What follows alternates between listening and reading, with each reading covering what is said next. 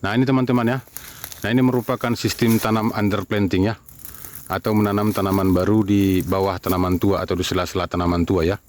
Jadi underplanting ini ada dua jenis. Yang pertama underplanting biasa, yaitu menanam tanaman baru tanpa membunuh tanaman tua ya. Nah ini merupakan sistem underplanting biasa ya. Artinya menanam tanaman baru di sela tanaman tua, tetapi tanaman tuanya tidak dibunuh ya. Dan yang kedua seperti ini ya, underplanting, menanam tanaman baru dan tanaman tuanya dilakukan injeksi atau suntik ya.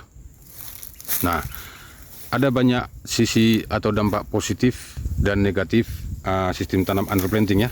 Kalau saya pribadi tanya, lebih banyak sisi negatifnya ya. Nah, kenapa sebagian orang masih melakukan sistem underplanting ya? Yang pertama dengan harapan sawit tua masih bisa menghasilkan ya, sambil menunggu tanaman muda menghasilkan ya. Dan yang kedua secara cash flow lebih aman ya, karena biaya operasional atau cost LC lebih murah ya, lebih murah. Tetapi perlu juga dipertimbangkan dari dampak negatif sistem underplanting ya, seperti tanamannya akan terhambat. Ini karena sistem underplantingnya injeksi ya. Kalau sistem underplanting biasa, tanaman ini akan ternaungi sehingga menyebabkan tanaman etiolasi ya. Yang kedua menjadi sarang hama ya, tempat tinggalnya hama, breeding site ya, seperti tunggul, kemudian pohon mati yang masih berdiri, kotoran hewan, janjangan kosong dan lain-lain ya. Itu bagian-bagian daripada breeding site ya. Yang ketiga menjadi sumber inokulum jamur Ganoderma ya, penyakit Ganoderma. Jadi pohon-pohon yang mati yang masih berdiri seperti ini menjadi sumber inokulum atau sumber penyebaran penyakit Ganoderma ya, utamanya pada perkebunan yang sudah mengalami gen 2 ya, atau generasi kedua. Untung di daerah kita ini minim atau hampir tidak ada serangan Ganoderma ya, apalagi ini masih generasi pertama ya. Dan yang terakhir dampak negatifnya itu persaingan hara dan air ya.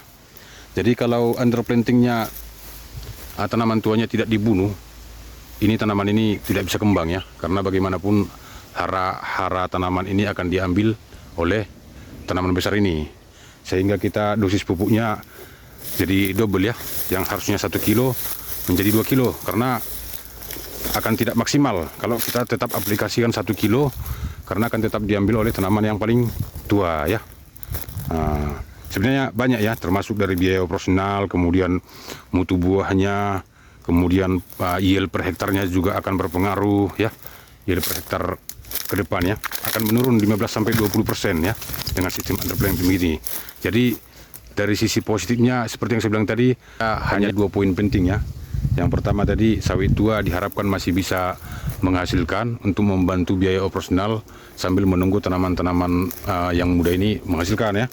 Yang kedua, cash flow-nya lebih aman ya.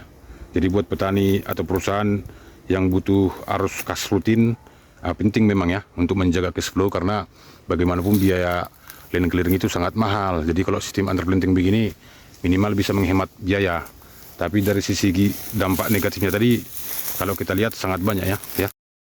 Oke, jadi itu merupakan sedikit penjelasan tentang sistem underplanting ya. Mudah-mudahan bermanfaat bagi kawan-kawan semua. Terima kasih.